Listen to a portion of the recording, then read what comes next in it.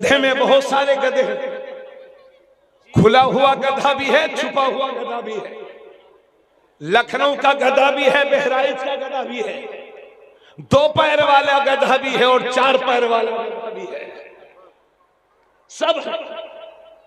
तवज्जो चाहूंगा, चूंकि इस तरह की हरकतें होती रहती हैं। अभी वो अच्छा खासा तो पहले भी नहीं था, मगर बज़ाहिर ऐसा लगता था दुनिया को। हम तो पहले ही से कहते आए थे, नाम था उसका वसीम रिजवी। उनका मिशन कुरान की 26 आयतों को हम तब्दील करा के रहेंगे, क्योंकि कुरान की ये वो 26 आयतें हैं जो जिहाद पर हमें उभारती हैं। हजरात, इस तरह की सोच आज वसीम रिजवी की तनहा नहीं है। 70 की दहाई में बंगाल के हाई कोर्ट में चंदोमल चोपड़ा नाम के एक बंगाली ने बंगाल की हाई कोर्ट में एक रिट दाखिल की थी और कहा था कि कुरान की उन 26 आयतों को निकाला जाए जिसमें जिहाद का जिक्र है। तो उस वक्त बंगाल के कोर्ट ने उसकी दरखास्त को समाअत के लिए कबूल कर लिया। बंगाल के मुसलमान परेशान हो गए, हम करें तो करें क्या। तो हाई कोर्ट ने उसकी दरखास्त को समाअत करने के लिए कबूल कर लिया है। तो उस वक्त की बंगाल की हुकूमत ने बंगाल के मुसलमानों से कहा था और पूरे हिंदुस्तान के मुसलमानों से कहा था कि ए भारत के मुसलमानों, तुम्हें इसके बारे में फिक्र करने की कोई जरूरत नहीं है। खुद बंगाल की हुकूमत मुसलमानों की तरफ से इस मुकदमे के लिए बंगाल के हाई कोर्ट में फरीक बनेगी। नतीजा ये हुआ कि मुसलमानों को जो मुकदमा लड़ने चाहिए था, मुसलमानों की तरफ से वो मुकदमा बंगाल की हुकूमत ने लड़ा है और हाई कोर्ट ने उसकी रिट को खारिज कर दिया। और कुरान की 26 आयतें जैसे 1400 साल से पढ़ी जा रही थी, आज भी पढ़ी जा रही हैं। इस तरह का कीड़ा जहनों में गर्दिश करता रहता है।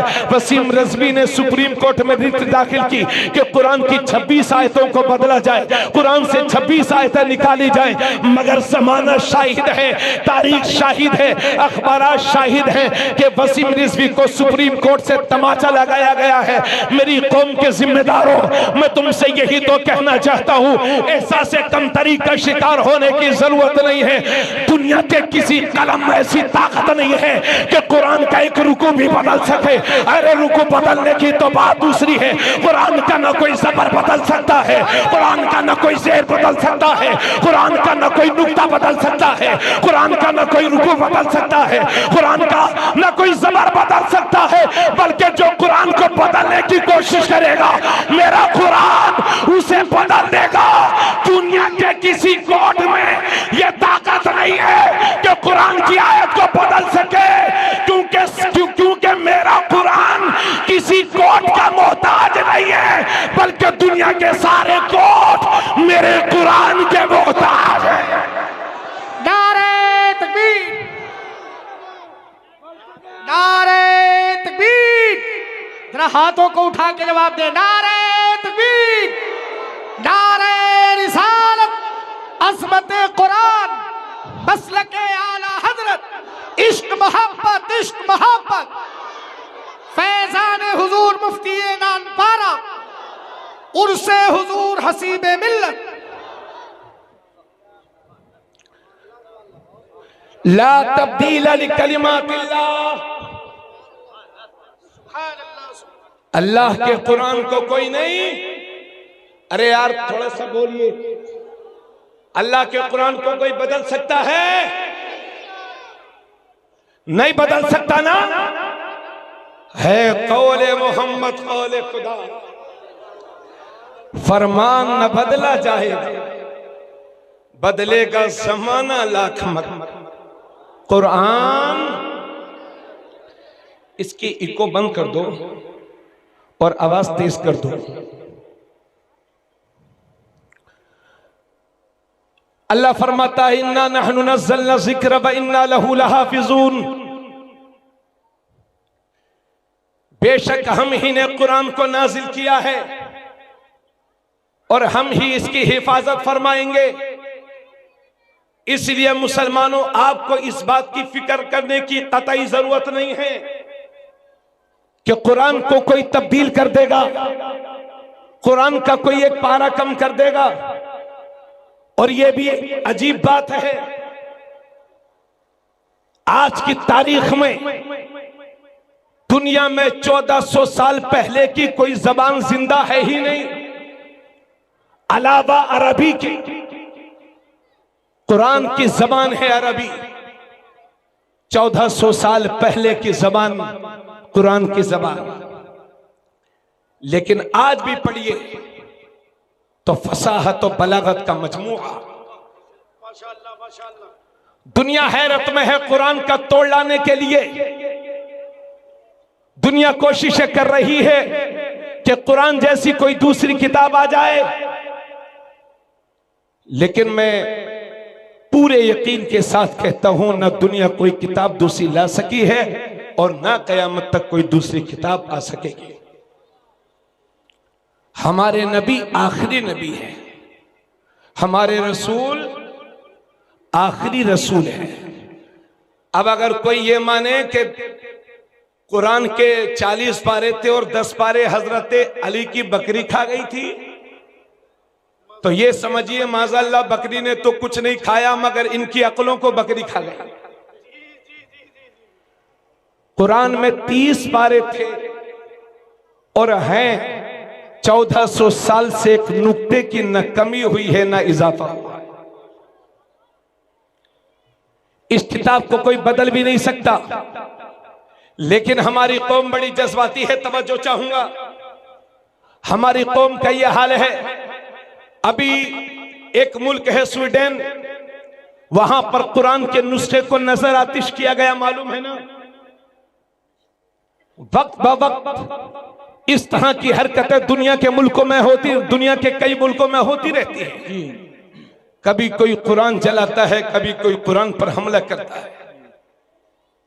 मुसलमानों इससे मायूस होने की जरूरत नहीं है। असल में वजह यह है कि ये सारी ताकतें कुरान से हार गई हैं। मेरा कुरान जीत गया है। वाह वाह, बेशक बेशक, सुभान अल्लाह सुभान अल्लाह। इनके पास कुरान के लिए कोई जवाब नहीं है जी।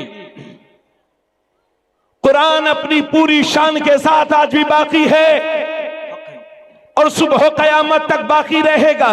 लेकिन हमारी कौम का हाल यह है कि अगर जब भी कोई कुरान पर हमला करता है, कभी हिंदुस्तान में हमला होता है, कभी दुनिया के दूसरे मुल्कों में हमला होता है, कभी डेनमार्क में होता है, तो हम धरना देने के लिए तैयार रहते हैं, एहतिजाज करने के लिए तैयार रहते हैं। अगर मैं पूछूं कि कुरान के लिए कितने लोग जान देने के लिए तैयार हैं, तो इस मजमे में कोई बच्चा भी ऐसा ना होगा जो ये ना कहे कि हजरत हम जान नहीं दे सकते। लेकिन आपको बताना चाहता हूं, कुरान मेरी और आपकी जान लेने के लिए नहीं आया है, बल्कि कुरान हमारी जान को बचाने के लिए आया है।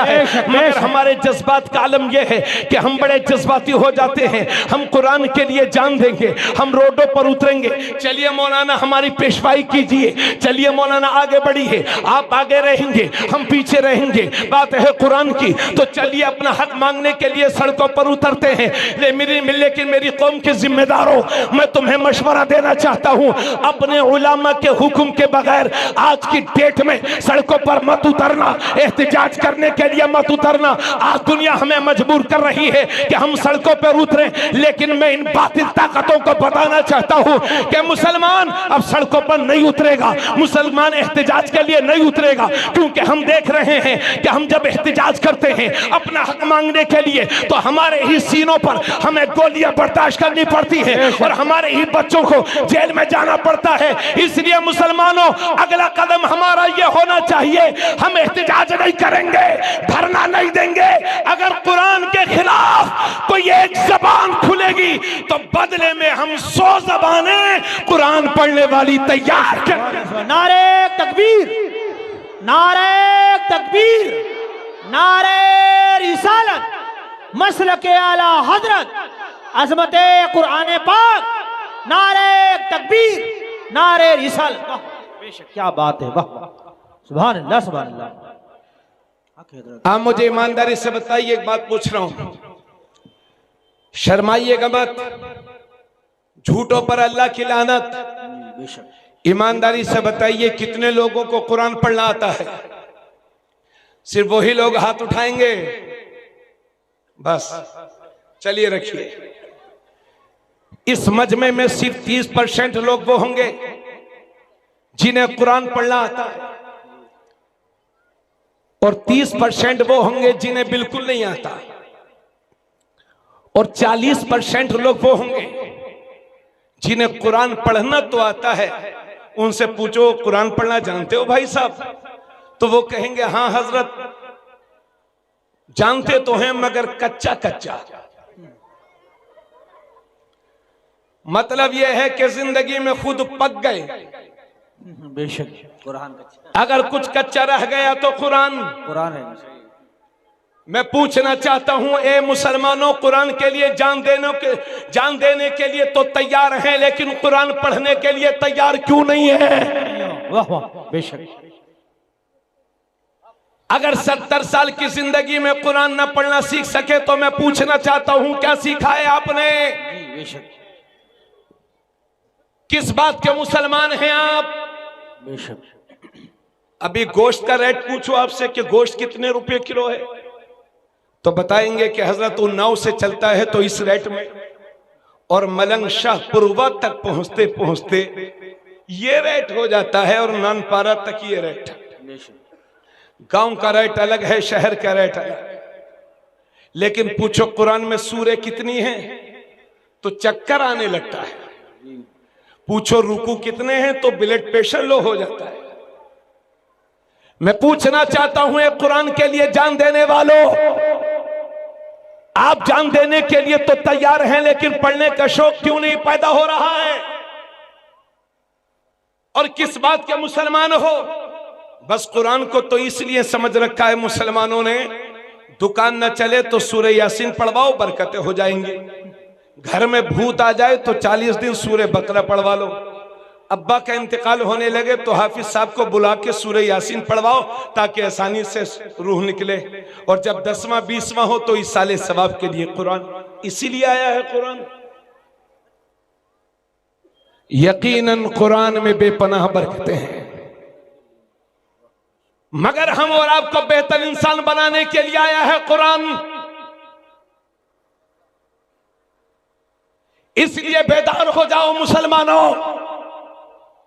अगर आज भी हमने कुरान के हकाम पर अमल नहीं किया तो आने वाला वक्त हमारे लिए और भी ज्यादा डेंजर हो सकता है। जी बेशक। आज इतना बड़ा मजमा है, अगर आपसे पूछूं कि भाई कुरान पढ़ते हो तो कहेंगे हजरत आता नहीं है।